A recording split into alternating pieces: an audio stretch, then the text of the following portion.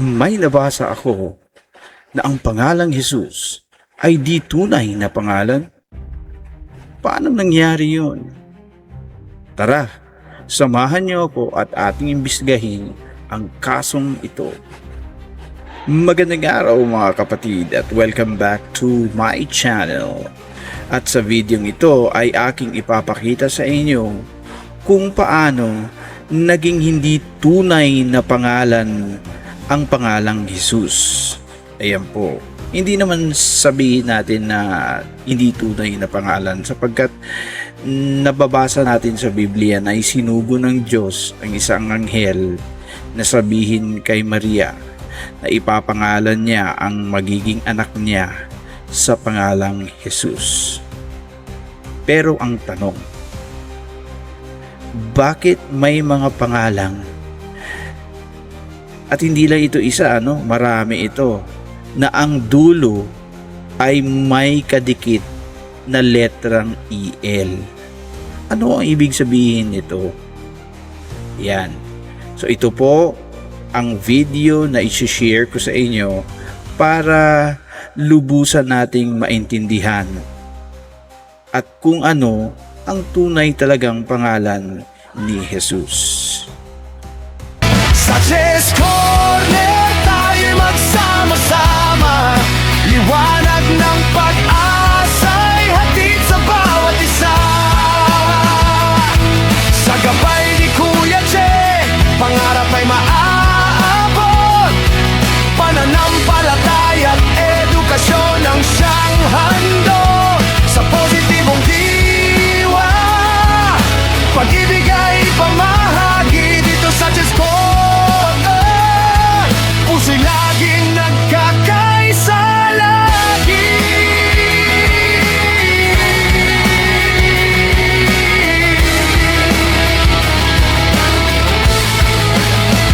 Sa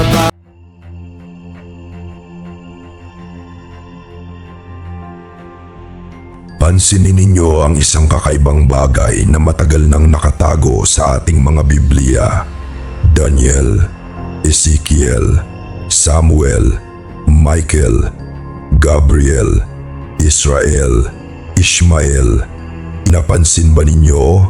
Halos lahat ng pinakamahalagang pangalan sa Biblia ay nagtatapos sa dalawang titik, Ele. Ngunit bakit ang pangalang kilala nating Jesus ay tila walang EL? Nagkataon lang ba yon? O may lihim na kwento sa likod ng pangalang ito na halos 2,000 taon nang hindi napapansin ng maraming Kristiyano?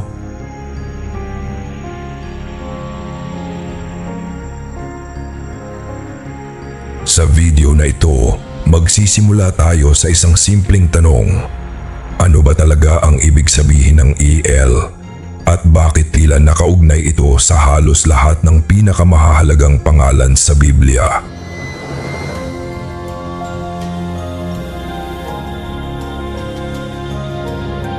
Maraming taon na akong nagbabasa ng Biblia. At habang paulit-ulit kong binabasa ang lumang tipan at bagong tipan, may isang bagay na paulit-ulit na humihila ng aking pansin.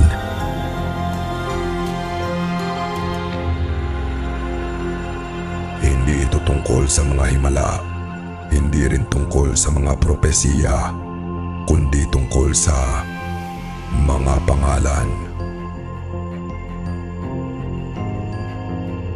Dahil sa Biblia, hindi basta-basta ibinibigay ang pangalan. Sa ating panahon, minsan pinapangalanan natin ang ating anak dahil maganda ang tunog. May pinangalan sa artista, may ipinangalan sa lolo, may ipinangalan sa kaibigan. Pero sa Biblia, ang pangalan ay kadalasang may mensahe, may layunin, may propesiya, may pagkakakilanlan.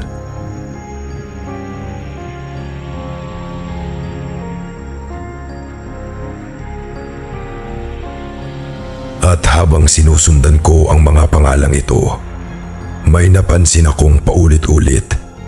Parang may isang piraso ng puzzle na nakakalat sa buong Biblia. Isang pattern, Isang salitang paulit-ulit na lumalabas. 2 letra lamang. At ito ay ang mga letrang AL.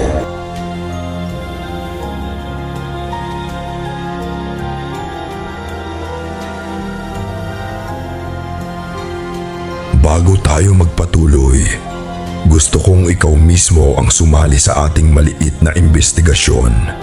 Sa comment section, ilan sa mga pangalan sa Biblia ang alam mong nagtatapos sa EL? Huwag mo munang i-search, subukan mong alalahanin. Tingnan natin kung ilan ang iyong mababanggit.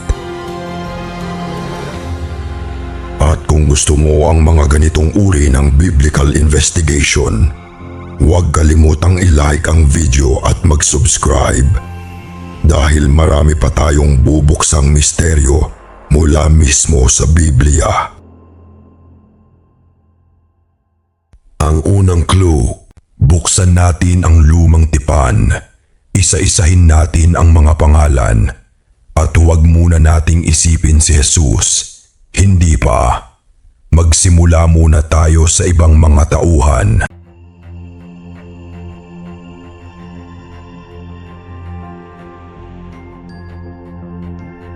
Narito ang unang pangalan, Daniel. Ano ang ibig sabihin nito? Sa wikang Hebreo, Dan ay nangangahulugang humatol. Samantalang ang EL ay nangangahulugang God. Kaya ang Daniel ay nangangahulugang God is my judge.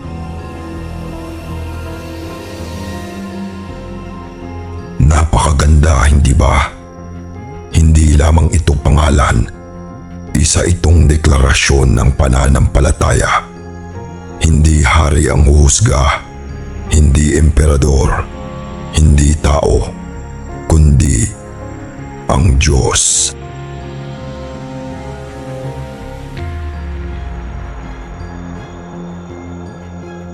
Sunod naman, Ezekiel.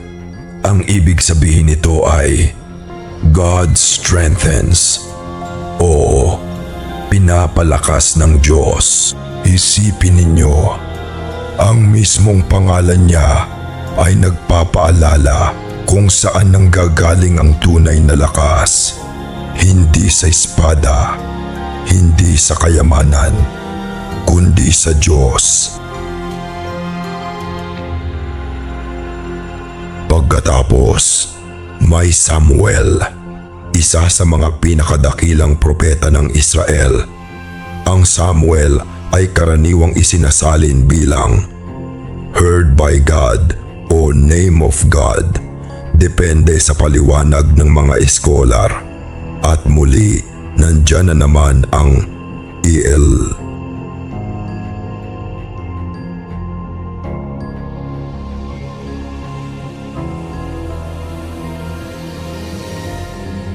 Ngayon, lumipat naman tayo sa isang anghel, si Michael.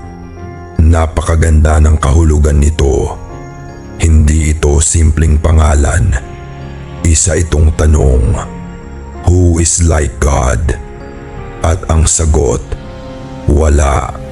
Walang sino man ang maihahambing sa Diyos. Maging ang pangalan ng arkanghel ay nagpapaalala nito.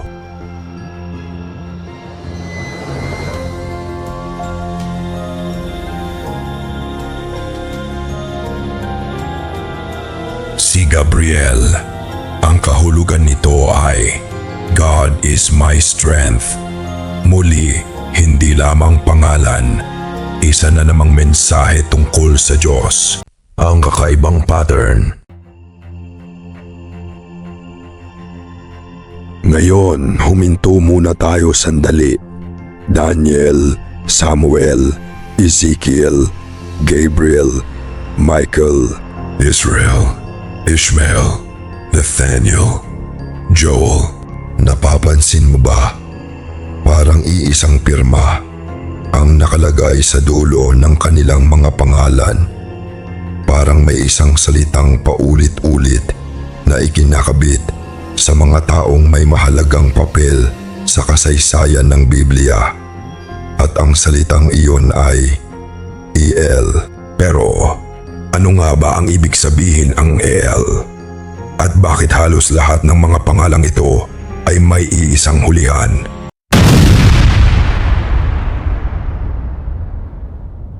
Ngayon, ang tanong, bakit Jesus ang ipinangalan sa anak ni Maria at ni Jose?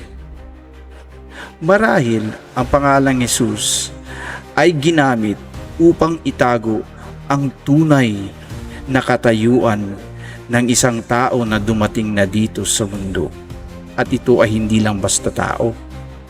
Ito ay sinugo ng Diyos para magbigay ng tunay na mensahe dito sa ating mundo.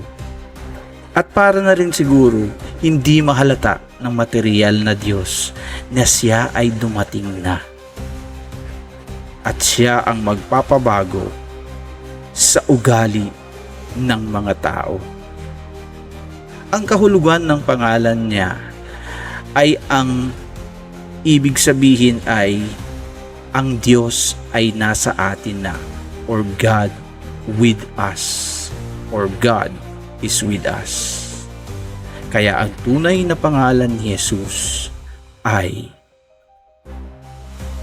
Emmanuel. Every piece of evidence tells a story. Every fingerprint, every signature, every bullet, every photograph reveals the truth. But truth can only be discovered through science, expertise, and integrity. Introducing Private Ryan Forensic and Criminology Services, your trusted partner in forensic science, criminology, security, and professional education.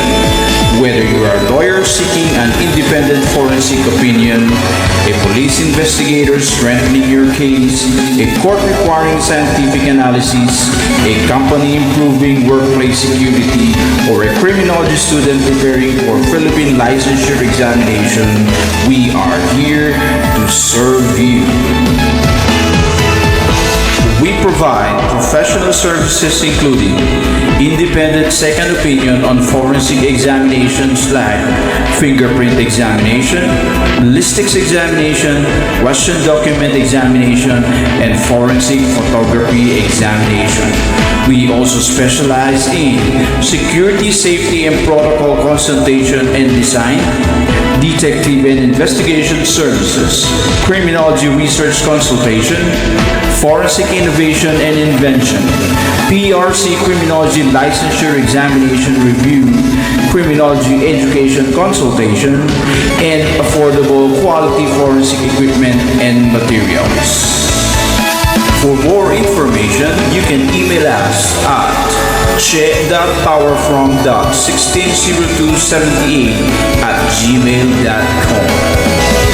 Private Ryan Forensic and Criminology Services. Science, integrity, excellence, justice.